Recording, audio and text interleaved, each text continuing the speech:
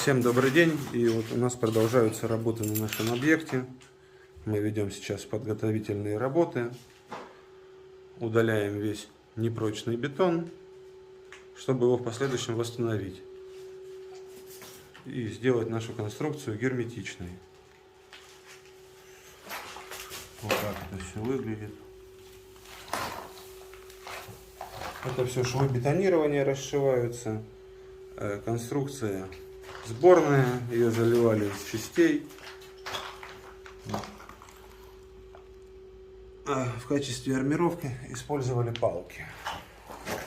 Наверное, экономили на арматуре.